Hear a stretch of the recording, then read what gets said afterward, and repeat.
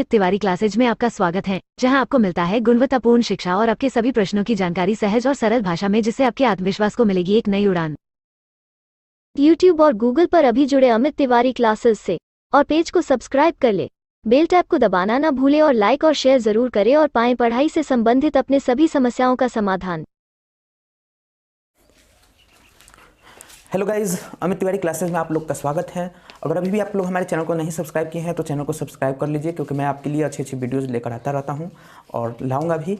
अभी जो है फ़िलहाल मैं क्लास 10th का जो बिहार बोर्ड का है 2021 का जो वार्षिक पेपर है, जो कोरोना के दौरान हुआ है फरवरी मार्च में, उस पेपर का मैं सॉल्यूशन लेकर आया हूँ। और मैंने पार्ट 1 वीडियो बना दिया है। मतलब पार्ट 1 में मैंने MCQ के क्वेश्चन नंबर 1 से लेकर 20 तक, यानी कि 1 से लेकर 20 तक आपको वहाँ पर सॉल्यूशन मिल जाएगा। हालांकि मैं ये इसलिए इस चैप्टर को चालू किया हूँ, मतलब यानी कि प्रीवियस ईयर पेपर को मैं सॉल्व करा रहा हूँ, क्योंकि कोरोना का टाइम है। इस बार भी वैसा ही पैटर्न रहने वाला है, यानी कि पैटर्न मैंने पिछले वीडियो में बताया भी था। अब जो है पैटर्न के मुताबिक आपको मैथ्स में 100 क्वेश्चन MCQ आते हैं, जिसमें आपको अटेम्प्ट 50 ही करने होते हैं।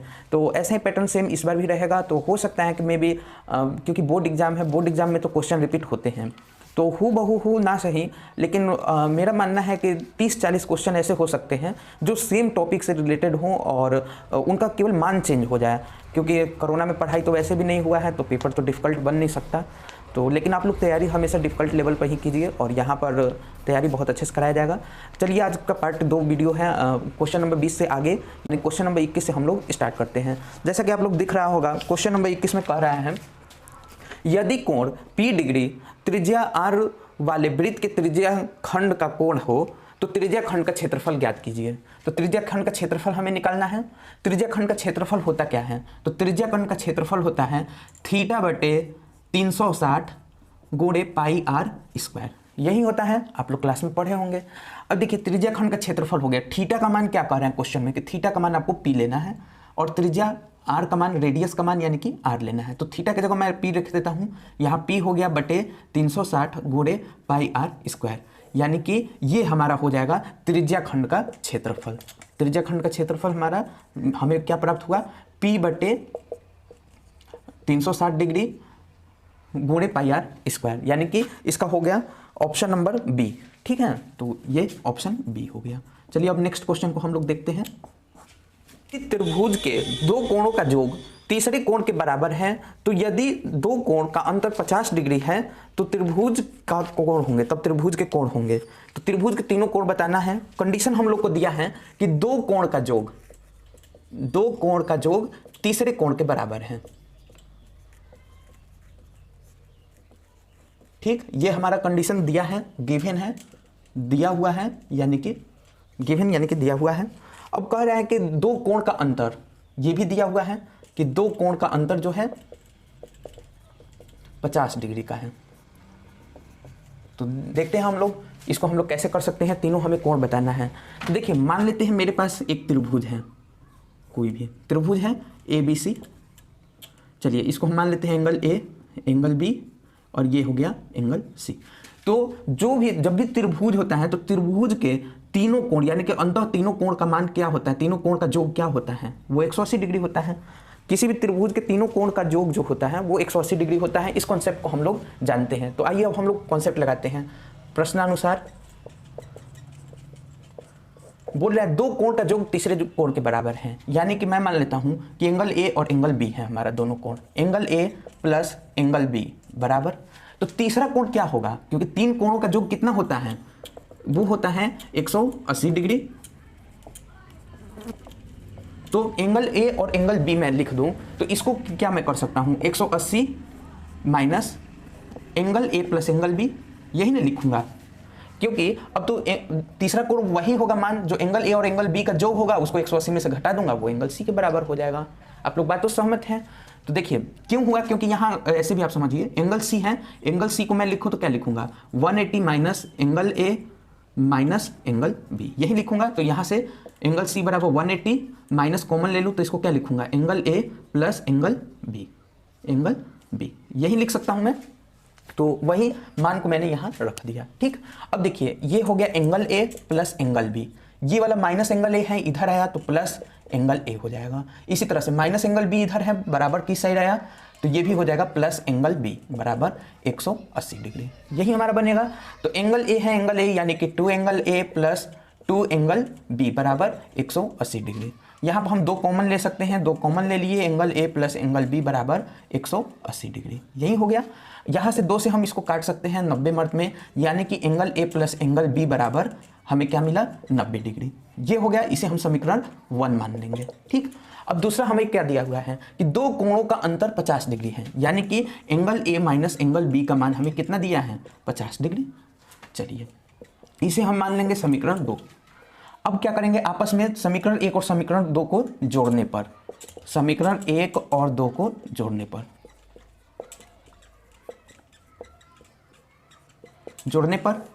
ये वाला माइनस माइनस एक प्लस में है बी और एक माइनस में है, ये दोनों आपस में, इससे ये वाला कट जाएगा। हमें एंगल ए बचा, यहाँ एंगल ए यानी कि ये हो गया 2 एंगल ए बराबर 9 5 14 यानी कि 10 यानी कि 140 डिग्री। ठीक, यहाँ से अगर हम बोले तो एंगल ए बराबर कितना हो जाएगा 140/2 बराबर 70 डिग्री। एक कोण हमारा 70 डिग्री होगा, तो एक कोण जब हमें मालूम चल गया 70 डिग्री होगा, इस 70 डिग्री को हम समीकरण 1 में रख दें, एंगल ए बराबर 70 डिग्री समीकरण 1 में लेने पर, 1 में रखने पर हमारा कार्य है समीकरण 1, angle A plus angle B बराबर क्या है 90 डिग्री। एंगल ए का मान है 70 डिग्री प्लस एंगल बी बराबर ये है 90 डिग्री, तो एंगल बी बराबर क्या हो जाएगा 90 माइनस 70 बराबर 20 डिग्री। चलिए, यानी कि ए का मान 70 डिग्री, बी का मान 20 डिग्री, तो तीसरी हम लोग क्या बोला गया है, तीसरा कोण 2 कोणों के योग के बराबर है, तो यानी कि एंगल सी कितना किसके बराबर हो जाएगा angle A plus angle B, यानी कि 20 डिग्री प्लस 70 डिग्री, यानी कि इसे हम लोग बोले तो ये हो गया 90 डिग्री। तो इस तरह से ये इस क्वेश्चन को हम लोग बना सकते हैं। ये क्वेश्चन बहुत इंपॉर्टेंट है, आई थिंक आप लोग को लॉजिक समझ में आ गया होगा। चलिए आप लोग उतार लीजिए। अब हम लोग नेक्स्ट क्वेश्चन पे आते हैं, यानी कि इसका आंसर, इसका हम लोग ऑप्शन देखें तो कौन सा हो गया, यानी कि ऑप्शन बी हो गया। बी ऑप्शन में कह रहा है 20 डिग्री, तो देखिए 20 डिग्री 70 डिग्री 90 डिग्री। ठीक, चलिए अगले क्वेश्चन पे आते हैं। चलिए अब हम लोग क्वेश्चन नंबर 23 पे आते हैं। इसमें कह रहा है दिए गए EFG यानी कि त्रिभुज EFG में कह रहा है कि LM जो है ये पैरेलल है, समानांतर है FG के। ठीक, तो कह रहा है कि LE का मान बताइए।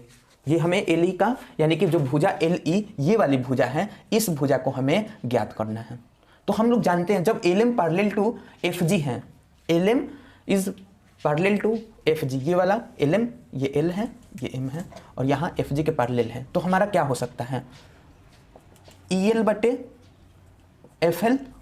इक्वस टू इसी तरह से EM/MG, यही हो जाएगा। अब सबका हम लोग मान रख देंगे। EL का मान हमें निकालना है, LE यानी कि इसे हम लोग EL भी बोल सकते हैं, तो यानी कि LE बोल दिए इसको, EL या LE का मान हमें निकालना है। FL का मान दिया है 7.2 सेंटीमीटर। चलिए इसके बाद AM का मान जो है 1.8 है, MG का मान जो है 5.4 है। इसके लिए अब हम लोग क्या करेंगे, इसका गुणा इससे होगा, इसका गुणा इससे, क्योंकि बराबर साइड ऐसे गुणा होता है, यही ना होता है, ऊपर का गुणा नीचे से होता है, नीचे का गुणा ऊपर से, यानी कि हम इसको बोलें तो 5.4 LE बराबर 1.8 गुणे 7.2। चलिए LE बराबर अगर हमें निकालना हुआ है तो क्या लिखेंगे 1.8 गुणे 7.2 बटे 5.4। अब 1.8 से ये जो जाएगा ये 3 मर्द में जाएगा, 3 मर्द में, और 3 मर्द से ये जो कटेगा तो 3 दूनी 6.4, 3 दूनी 6 यानी कि 12, 3 चौके 12, यानी कि 2.4 सेंटीमीटर इसका हमारा आंसर हो जाएगा। चलिए अब ऑप्शन पाते हैं। ए ऑप्शन में कह रहा है 1.8 सेंटीमीटर, तो ए ऑप्शन होगा नहीं। बी ऑप्शन यानी कि इसका करेक्ट ऑप्शन क्या हो गया B, option B. B option में हमें कह रहा है 2.4 सेंटीमीटर।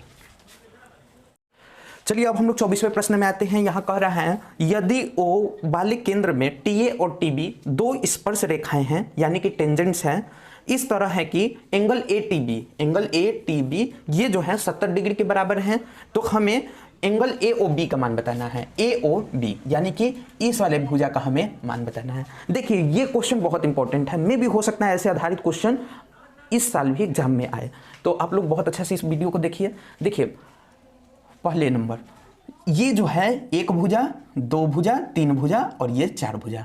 ये जो शेप है त्रिभुज नहीं है, ये जो शेप है ये चतुर्भुज है, क्योंकि चतुर्भुज का डेफिनेशन क्या होता है, चार रेखा खंडों से घिरी हुई बंद आकृति चतुर्भुज कहलाती है। ये एक भुजा, दो भुजा, तीन भुजा, चार भुजा। तो चतुर्भुज के अंदर के चारों कोणों का योग क्या होता है चतुर्भुज में? चतुर्भुज में चारों कोणों का जो योग होता है, यानी कि angle A plus angle B, इस तरह से। तो यहां पर हम एंगल ए की बात करें, angle A plus angle T plus angle B plus angle O, ये मान कितना डिग्री होना चाहिए? 360 डिग्री। समझ रहे हैं आप लोग? चलिए यहां देखते हैं इस जगह पर। तो जब भी स्पर्श रेखाएं होती हैं वो यहाँ पर जो त्रिज्या है यहाँ पर 90 डिग्री फॉर्म करती हैं, यहाँ भी 90 डिग्री फॉर्म करेंगी और यहाँ भी 90 डिग्री, यानी कि तीन भुजा हमें दिया हुआ है। एंगल ए की बात करें तो ये 90 डिग्री दिया है, एंगल टी की बात करें तो ये 70 डिग्री दिया हुआ है क्वेश्चन में, प्रश्न में, और एंगल जो बी है, एंगल बी ये हो गया 90 डिग्री। तो हम लोग एंगल ओ नहीं बता सकते हैं, बराबर 360 डिग्री है, क्योंकि यही योग होगा चतुर्भुज के। तो एंगल ओ बराबर 360 डिग्री माइनस 90 90 180 और 70, ये हो गया 250 डिग्री, यानी कि 250 डिग्री, यानी कि एंगल ओ की अगर हम बात करें तो 110 डिग्री, यही हो गया 110 डिग्री। यानी कि एंगल ए ओ बी, ये कौन सा हम लोग एंगल लिए हैं? एंगल ए ओ बी लिए हैं ना, यही हो गया, यानी कि 110 डिग्री। हम लोग अंदर वाली सभी कोण की बात किए थे, चतुर्भुज के अंदर के जो चारों कोण का होता है जो वो 360 डिग्री का होता है, उसी कॉन्सेप्ट पर हम लोग एंगल ए ओ बी का मान 110 डिग्री बता दिए। यानी कि अगर ऑप्शन में बात करें तो option number B, option number B. और इसको बनाने का कैसे बनाया जाएगा ये आप देख लीजिए। चलिए क्वेश्चन नंबर 25 हम लोग देखते हैं। कह रहे हैं किसी वृत्त के व्यास के दोनों सिरों से खींची गई स्पर्श रेखा हमेशा होती है। व्यास के दोनों सिरों से, देखिए हम यहाँ मान लेते हैं कि हमारा केंद्र बिंदु है, ओ है केंद्र, तो यहाँ से जो ये रेखा गुजरेगी यही तो, ये बिल्कुल सीधी रेखा है, आप समझे। ये सीधी रेखा क्या कहलाएगी? हमारी डायमीटर यानी कि व्यास कहलाएगी। अब कह रहे हैं कि व्यास के दोनों सिरों से अगर कहीं भी एक टेंजेंट ड्रॉ कर दिया जाए, स्पर्श रेखा हम लोग ड्रॉ करते हैं, तो वो जो स्पर्श रेखा है वो आपस में क्या होंगी? तो देखिए हम लोग जानते हैं जब भी टेंजेंट कहीं भी फॉर्म होता है तो वो 90 डिग्री यहाँ पर क्रिएट करती है, 90 डिग्री, 90 डिग्री, यहाँ भी 90 डिग्री और ये हो जाएगा 90 डिग्री। तो जब भी 90 डिग्री अगर हम कह रहे हैं, यानी कि ये रेखा सीधी होगी, ये रेखा बिल्कुल सीधी चली जाएगी, ये भी रेखा बिल्कुल सीधी चली जाएगी, यानी कि ये दोनों आपस में कहीं मिलेंगी नहीं। ठीक, तो समानांतर रेखा क्या कहलाती हैं? जिसकी हर जगह अगर हर बिंदु पर हम लोग डिस्टेंस देखें, इन दो रेखाओं के बीच की जो दूरी देखें वो समान होनी चाहिए। तो देखिए यहाँ भी समान होगा, यहाँ भी होगा, इसी तरह आप किसी भी इस बिंदु में देखिएगा इसकी जो डिस्टेंस है समान होंगी। तो इसका आंसर क्या हो जाएगा? जब किसी भी व्यास के दोनों सिरों से जो स्पर्श रेखा खींची जाती हैं वो आपस में क्या होती हैं? समांतर होती हैं। समांतर, इंग्लिश में बोले तो पैरेलल होती हैं, पैरेलल, यानी कि ये हो गया हमारा option number A. I think आप लोग को बहुत अच्छा समझ में आ गया होगा। 25वां प्रश्न आप लोग देख रहे होंगे, लिखा है यदि एल जो है पैरेलल है यानी कि समांतर है एम के, एल जो रेखा है वो समांतर एम के है, तो ए का मान बताइए। तो ए का मान हमें बताना है। तो देखिए यहाँ पर हम देख रहे हैं ये एक ही सीधी रेखा है और इस रेखा को एल और एम दो बिंदुओं पर प्रतिच्छेद करती है, एक पर एल एक पर एम। तो हम लोग जानते हैं जो ये कोण होगा ये कोण इस कोण के बराबर होगा। ठीक, तो जब बराबर होगा तो हम इसे क्या लिख सकते हैं? 3a + 60 डिग्री बराबर 4a + 40 डिग्री, यही लिखेंगे। अब 3a है, ये 4a है, इधर आया बराबर के इस साइड, तो ये इसका चिन्ह चेंज हो जाएगा, -4a हो जाएगा। +40 है तो यहाँ हम +40 लिख दिए, ये वाला बराबर की इधर जाएगा तो -60 हो जाएगा। अब इसकी हम क्या लिखेंगे? -a बराबर +40 - 60, ये होता है -20 डिग्री, यानी कि a का मान कितना हो गया? 20 डिग्री, क्योंकि माइनस माइनस आपस में कट जाएंगे। तो आई थिंक आप लोग को समझ में आ गया होगा, यानी कि 20 डिग्री से ऑप्शन नंबर क्या आपको दिख रहा है? ऑप्शन नंबर सी इसका सही हो गया, ऑप्शन सी। चलिए क्वेश्चन नंबर 27 हम लोग देखते हैं। बहुत इंपॉर्टेंट क्वेश्चन है, वृत्त से इस बार बहुत क्वेश्चन पूछे गए हैं और इजी आसान पूछे गए हैं, आप लोग विशेष ध्यान दीजिए। शायद हो सकता है कि इस बार भी वृत्त से ज़्यादा क्वेश्चन उठाया जाए और इजी है। तो चलिए देखते हैं। इसमें कह रहा है 6 सेंटीमीटर त्रिज्या वाले, त्रिज्या का मान 6 सेंटीमीटर दिया है, वृत्त के केंद्र से केंद्र हम मान लेते हैं कि हमारा ओ है, यहाँ से 10 सेंटीमीटर, यानी कि इसको हम पॉइंट मान लेते हैं ए है। ठीक, कह रहे हैं कि 10 सेंटीमीटर दूर स्थित एक बिंदु से वृत्त पर खींची गई स्पर्श रेखा की लंबाई होगी। 10 सेंटीमीटर दूर स्थित है ये पॉइंट, ओ से ए के बीच की दूरी 10 सेंटीमीटर है। वृत्त की त्रिज्या क्या दिया गया है? 6 सेंटीमीटर। तो त्रिज्या दिया गया है, यानी कि यहाँ से यहाँ की लंबाई कितनी है? 6 सेंटीमीटर। इसी तरह से अगर यहाँ से यहाँ की लंबाई जोड़े तो ये भी कितनी हो जाएगी? 6 सेंटीमीटर। अब हम लोग जानते हैं जब भी वृत्त जो है स्पर्श रेखा के साथ मिल करके कितना डिग्री कोण बनाता है? 90 डिग्री। यानी कि ये कितना डिग्री कोण बन जाएगा? 90 डिग्री। ये कोण कितना है? 90 डिग्री के। यानी कि ये हमारा क्या हो गया? पाइथागोरस थ्योरम लगेगा।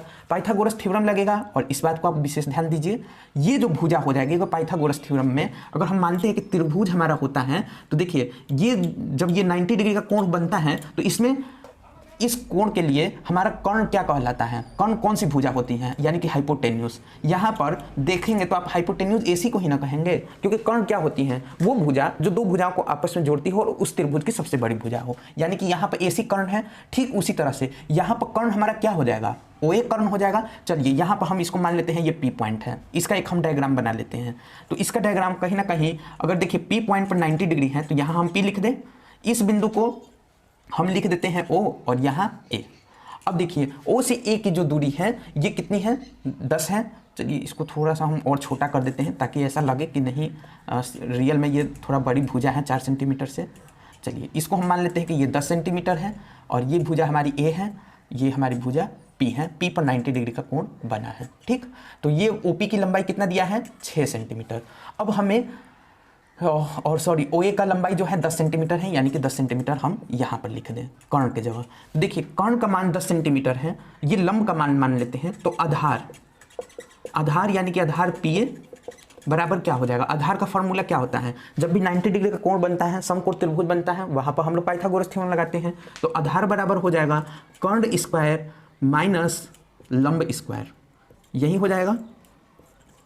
तो सेम फॉर्मूले पर हम लिख देंगे कर्ण का स्क्वायर कितना है? 10 का स्क्वायर माइनस और ये हो जाएगा लंब यानी कि 6 का स्क्वायर। इसको हम लोग करेंगे 100 माइनस 36 यानी कि √64 बराबर 8 सेंटीमीटर। यानी कि ये जो लंबाई अगर हम पी ए भुजा की बात करें तो पी ए भुजा की लंबाई क्या हो जाएगी? यानी कि पी ए भुजा ये वाली लंबाई हो जाएगी कितनी? तो 8 सेंटीमीटर हम लोग निकाल चुके हैं। तो आइए ऑप्शन पर देखते हैं, यानी कि ऑप्शन नंबर बी हमारा सही है। आई थिंक आप लोग को बहुत अच्छा समझ आ रहा होगा।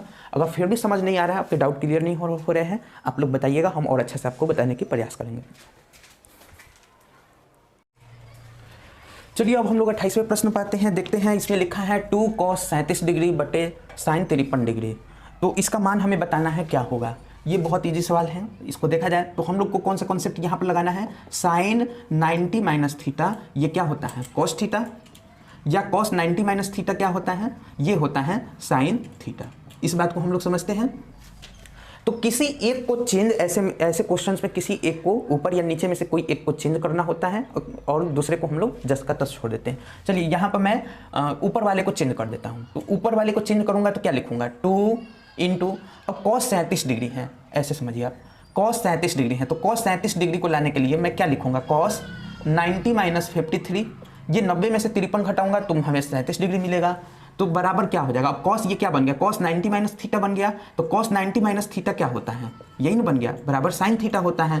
तो sin थीटा यानी कि sin, और इसको थीटा यानी कि थीटा की जगह कितना मान दिख रहा है? 53 डिग्री, यानी कि इसे मैं बोल सकता हूँ 53 डिग्री। तो यही cos 37 डिग्री को हम क्या बोल सकते हैं? ये वाला मान हम यहाँ उतार देंगे। cos 37 डिग्री का मान को हम क्या बोल सकते हैं? sin 53 degree. तो ये हो गया sin 53 डिग्री बटे sin 53 डिग्री।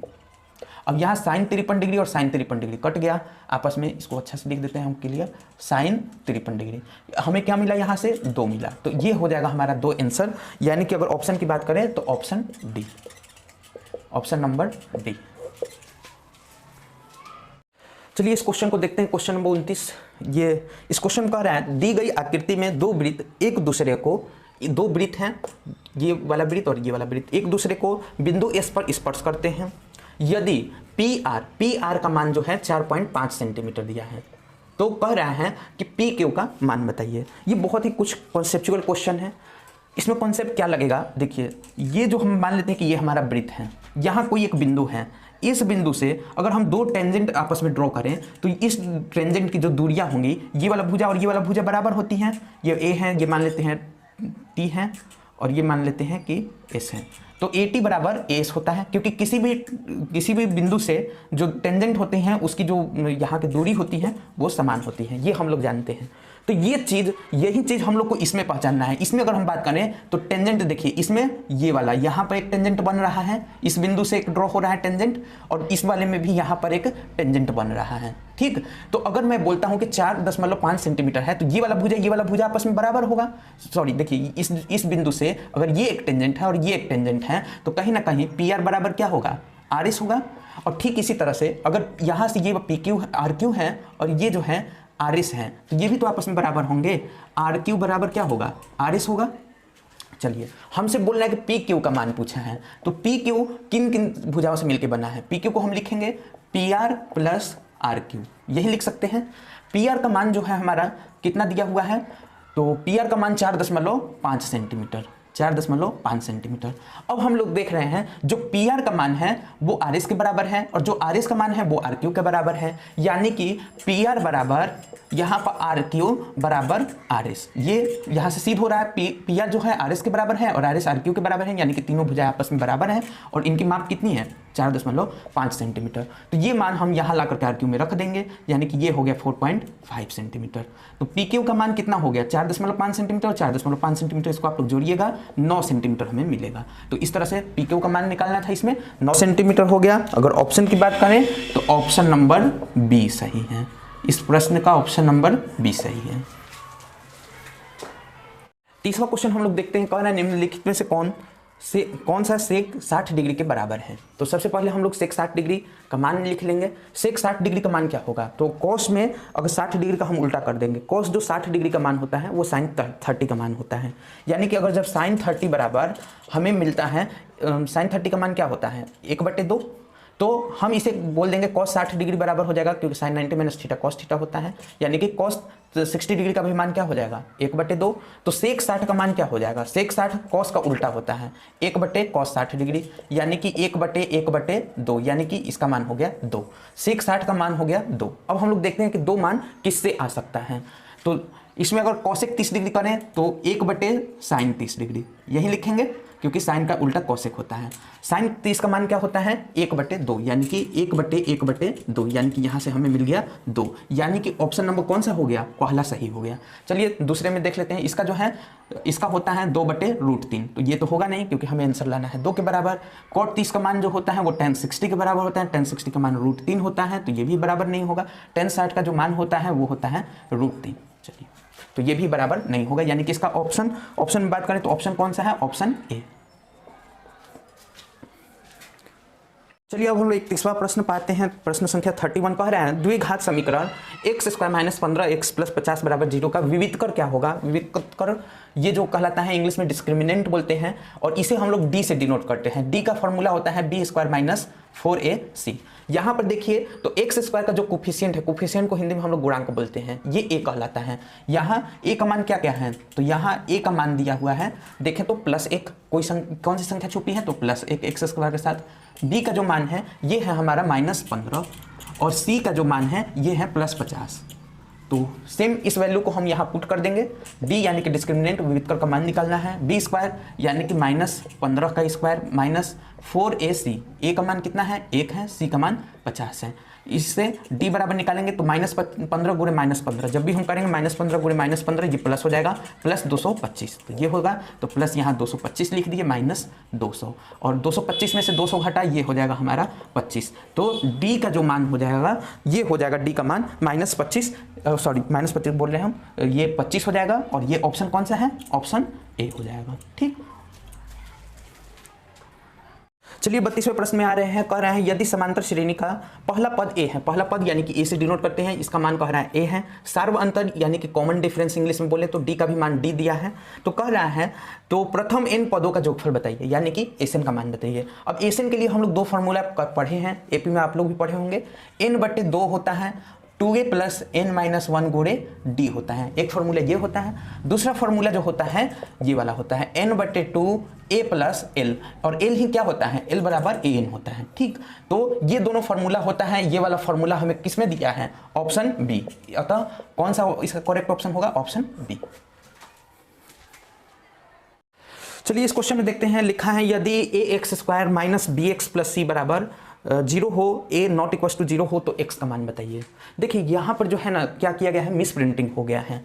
क्वेश्चन में जो ऑप्शन है, ऑप्शन के मुताबिक जो माइनस लिखा है उसको प्लस आप लोग कर लीजिए। अगर जब ये रहेगा तब जाकर के हम लोग x का मान बताएंगे जो इसके ऑप्शन से मैच करेगा। तो x का हम लोग किस उस विधि को, उस प्रमेय को हम लोग क्या कहते हैं, श्रीधाराचार्य।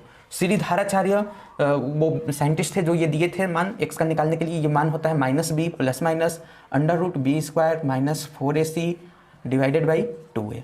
ये किसके द्वारा दिया गया है, तो ये श्रीधाराचार्य का सूत्र है। श्रीधाराचार्य फॉर्मूला, श्रीधाराचार्य ये सूत्र के नाम से जाना जाता है। और ये बिल्कुल हूबहू इसी सूत्र को उतार दिया गया है। तो ये इसको अगर हम लोग ऑप्शन देखें तो यहाँ पर minus B plus minus b² minus 4ac/2a, यानी कि ऑप्शन हो जाएगा डी। ऑप्शन नंबर डी सही हो जाएगा। चलिए इस प्रश्न को देखते हैं। कह रहा है यदि समांतर श्रेणी का nवां पद, यानी कि n का जो मान दिया है n-5n हो तो a7 का मान बताइए। a7 मतलब सातवां पद, सातवां पद पूछा गया है, यानी कि n का मान हमें कितना लेना है, n बराबर 7। तो यहाँ पर a7 बराबर क्या हो जाएगा, 9 - 5 × 7, n की जगह 7 मान रख देंगे यहाँ पर। तो a7 का मान हो जाएगा 9 - 35, यानी कि a7 का जो मान हो जाएगा ये हो जाएगा 35 में से 35 में से 9 को घटा देंगे और माइनस का चिन्ह लगा देंगे, माइनस का चिन्ह हो गया और ये हो जाएगा 26, यानी कि a7 का मान जो हो गया ये हो गया -26। यानी कि ऑप्शन में अगर हम देखें तो ऑप्शन हो गया B, option B. I think आप लोग को बहुत अच्छा समझ में आ रहा है। फिर भी ना आ रहा है आप लोग डाउट क्लियर कर लीजिए पूछ के। चलिए इसमें देखते हैं, पूछा है 35वां क्वेश्चन, कोसेक स्क्वायर थीटा -1 का क्या मान होगा। तो इस मान के लिए मैंने आप लोग को ट्रिक भी बताया था कैसे आप लोग मान को याद रख सकते हैं। इसके लिए मैंने एक ट्रिक दिया था, एटीएम का सिक्योरिटी गार्ड। एटीएम का सिक्योरिटी गार्ड से मतलब था कि जो एटीएम का सिक्योरिटी गार्ड जो होता है, इस फॉर्मूले से हम लोग a से 1 लिख लेते हैं। टीएम का मतलब 10 का स्क्वायर, 10 स्क्वायर थीटा बराबर सेक स्क्वायर थीटा, ये फॉर्मूला। अब इसी का एक फॉर्मूला ऐसे याद कर लीजिए, फिर एक है तो यहाँ एक लिख दीजिए प्लस 10 90 - थीटा क्या होता है, कॉट थीटा। तो कॉट स्क्वायर थीटा बराबर सेक 90 - थीटा होता है कोसेक स्क्वायर थीटा। ये आप लोग इन दोनों फॉर्मूले को याद किए होंगे। यहाँ पर आपको देखकर लग रहा होगा कि कहीं ना कहीं इसी फॉर्मूले को पूछ दिया गया है। तो कॉट स्क्वायर थीटा बराबर अगर कोई हमसे पूछे तो इसे हम लोग क्या लिख सकते हैं, कोसेक स्क्वायर थीटा -1। तो यानी कि कोसेक स्क्वायर थीटा -1 ये किसके बराबर होगा, तो कॉट स्क्वायर थीटा के बराबर होगा। ये किसके बराबर होगा, कॉट स्क्वायर थीटा। कैसे आया आप लोग इसे याद भी रख सकते हैं। यानी कि ऑप्शन की बात करें तो option number B, option B. चलिए 36वां क्वेश्चन देखें तो पूछा है सेक 90 - थीटा किसके बराबर होगा। तो हम लोग जानते हैं साइन 90 - थीटा क्या होता है, साइन 90 - थीटा कॉस थीटा। इसी तरह से कॉस थीटा, कॉस 90 - थीटा क्या होता है, साइन थीटा। कॉस 90 - थीटा जो है साइन थीटा होता है। इसके बाद टेन 90 - थीटा जो होता है वो कॉट थीटा के बराबर होता है। कॉट 90 - थीटा जो होता है वो होता है टेन थीटा के बराबर। सेक 90 - थीटा जो होता है वो होता है, बिल्कुल ये फॉर्मूला पूछ दिया गया है, कोसेक थीटा के बराबर। और जो कोसेक 90 - थीटा है ये होता है सेक थीटा के बराबर। तो सेक थीटा के बराबर होगा, यानी कि ये वाला हमसे पूछा गया है सूत्र, तो ये किसके बराबर हो जाएगा, कोसेक थीटा के बराबर। यानी कि ऑप्शन की बात करें तो ऑप्शन नंबर सी, इसका हो जाएगा ऑप्शन सी। चलिए अब हम लोग क्वेश्चन नंबर 37 पे आते हैं। यहाँ पूछ रहे हैं बिंदु -12 - 18 का भुज बताइए। भुज को हम लोग इंग्लिश में एब्सिसा कहते हैं, और भुज और एक होता है भुज होता है और एक होता है कोटि। तो कोटि जो होता है वो y एक्सिस को दर्शाता है, भुज जो होता है ये x एक्सिस को दर्शाता है। यानी कि इसी को इंग्लिश में हम लोग एब्सिसा बोलते हैं और इसको हम लोग इंग्लिश में क्या बोलते हैं, ऑर्डिनेट। ऑर्डिनेट कहलाता है ये, और जो भुज है ये जो है एब्सिसा कहलाता है, एब्सिसा। तो इसमें भुज पूछा गया है, तो भुज यानी कि x एक्सिस का हम पॉइंट बताना है। तो x का मान कितना है, जो पहला होता है कभी भी कोऑर्डिनेट में वो पहला जो है x का मान दर्शाता है, दूसरा y का मान। यानी कि x का मान देखें तो क्या है, x बराबर -12। यानी कि ऑप्शन की बात करें तो ऑप्शन ए, यानी कि ऑप्शन ए इसका जो है सही हो गया। चलिए 38वां क्वेश्चन में आते हैं। कह रहा है tan 50 degree plus cot 40 degree, इसका मान क्या होगा। तो इस ऐसे क्वेश्चन करने के लिए हम लोग जानते हैं कि एक का मान हम लोग को चेंज करना चाहिए और एक का मान नहीं करना चाहिए। और हम लोग जानते हैं tan 90 - जो थीटा होता है ये जो है cot थीटा के बराबर होता है। cot 90 - जो थीटा होता है ये होता है tan थीटा के बराबर।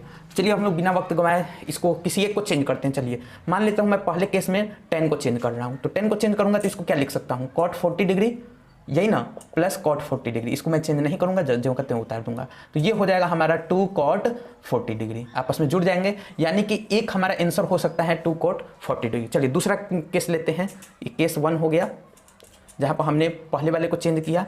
केस 2 में हम इस वाले को चेंज करते हैं, तो tan 50 डिग्री है, tan 50 डिग्री हम लिख दिए, प्लस कॉट वाले को हम कॉट 40 को हम कितना लिखेंगे, तो कॉट 40 को लिखना होगा, तो कॉट 40 डिग्री लाना है यहाँ, तो 40 डिग्री के लिए हम 90 में से 50 डिग्री को हटाना होगा, तो यानी कि tan, अब थीटा की जगह क्या आ जाएगा 50 डिग्री, तो यहाँ 50 डिग्री हो जाएगा। तो ये इसी को हम tan 50 डिग्री लिख देंगे, यानी कि tan 50 डिग्री जुड़ गया, ये हो गया tan 50 डिग्री। अब हम लोग देखते हैं ऑप्शन कौन सा मैच है, कौन सा दिया हुआ है, तो इसमें 2tan 50 डिग्री हमें ऑप्शन डी मिल रहा है, तो ये हो गया हमारा आंसर ऑप्शन डी। आई थिंक आप लोग बहुत अच्छे से समझ गए होंगे। चलिए क्वेश्चन नंबर 39 हम लोग देखते हैं, कह रहा है बिंदु 4,6 और -4,-6 कहाँ पर अवस्थित होंगी। तो देखिए अगर 4,6 दिखाना होगा तो ये हमेशा कोऑर्डिनेट जो होता है हम लोगों का, यानी कि जो निर्देशांक ज्यामिति होता है वो पहला x को दर्शाता है, दूसरा y को, इसी तरह से ये x को दर्शाएगा, ये y को दर्शाएगा। तो चलिए हम लोग देखते हैं ये x को दर्शाए, ये y को, 4,6 कहाँ आएगा, तो x में भी +4 चला है और y में कितना चला है +6, कहीं ना कहीं 4 के सामने और x में 4 और y में 6 के सामने, इस बिंदु को हम कह सकते हैं कि ये 4,6 है, यानी कि क्वाड्रेंट में बोले तो ये पहला क्वाड्रेंट होता है, दूसरा क्वाड्रेंट, तीसरा क्वाड्रेंट और ये जो है चौथा क्वाड्रेंट। अब चलिए दूसरा पॉइंट देखते हैं, -4,-6, तो -4 यानी कि -4 हमारा x एक्सिस में चलना है, तो -4 यहाँ पर x एक्सिस में ये हो गया, y में हमें चलना है कितना -6, यानी कि कहीं ना कहीं ये वाला पॉइंट और ये वाला पॉइंट मिलकर इस वाले बिंदु को हम लोग कहेंगे -4,-6। तो देखिए इसमें ऑप्शन में कह रहा है पहला ऑप्शन y अक्ष पर, तो y अक्ष पर केवल y अक्ष पे है नहीं, यहाँ x और y दोनों प्लेन में है, यहाँ भी दोनों प्लेन में है, न कि केवल x पे है न कि केवल y पे है, तो पहला और दूसरा ऑप्शन तो होगा नहीं। कह रहा है कि one side of x axis, x के एक ही साइड हो, नहीं ऐसा भी नहीं है, तो ये इसका आंसर जो हो जाएगा कि y अक्ष के दोनों ओर है, y अक्ष के दोनों ओर हैं, तो यहाँ भी है, ये इधर भी है, दोनों ओर हैं, एक साइड इधर एक साइड इधर, तो इसका ऑप्शन कौन सा हो जाएगा डी। आई थिंक आप लोग को बहुत अच्छा समझ में आ गया होगा। ये क्वेश्चन नंबर 40 देखते हैं, कह रहे हैं cos A गुणे tan A क्या होगा। तो हम लोग जानते हैं tan A को हम लोग एक फॉर्मूला आप लोग पढ़े होंगे, tan थीटा बराबर जो होता है ये होता है sin थीटा बटे cos थीटा, इसी फॉर्मूले को हमें यहाँ रखना है। तो cos A है तो cos A लिख देंगे, गुणे tan A बराबर क्या लिखेंगे हम, sin A बटे cos A, यही लिख सकते हैं। अब ये cos A है तो cos A से cos A कट गया, ये क्या हमें मिला sin A बटे 1, यानी कि इसे हम बोले तो sin A, यानी कि ऑप्शन हमारा कौन सा हो गया, तो sin A ऑप्शन जो दिया है ये हमें ऑप्शन बी में दिया है, तो ये हमारा हो गया ऑप्शन बी। तो गाइज आज मैंने 20 क्वेश्चन बना दिया है इस वीडियो में, आप लोग देख लीजिए, और जो नेक्स्ट इसमें जो और भी 60 क्वेश्चन हैं ये भी ठीक इसी तरह से 20-30 क्वेश्चन के हर सेट का कर करके वीडियो में आएगा। आप लोग देखते रहिए और लोगों में शेयर ज़रूर कीजिए, जो लोग बोर्ड एग्जाम से जुड़े हैं उनमें तो ज़रूर शेयर कीजिए आप लोग, और आप लोग प्रीवियस ईयर पेपर ज़रूर लगा लीजिए, क्योंकि बोर्ड एग्जाम है, बोर्ड एग्जाम में प्रीवियस ईयर पेपर का बहुत महत्व होता है। हो सकता है कि सेम क्वेश्चन ना पूछा जाए लेकिन आंकड़ा चेंज कर दिया जाए और सेम क्वेश्चन ही आधारित आपसे बहुत सारी पूछी जाए, तो प्रीवियस ईयर के क्वेश्चन का बहुत महत्व है। आप लोग हमारे वीडियो को देख लीजिए और हमें आशा है आप लोग इसी तरह से हमें प्यार देते रहेंगे। तभी तक के लिए धन्यवाद।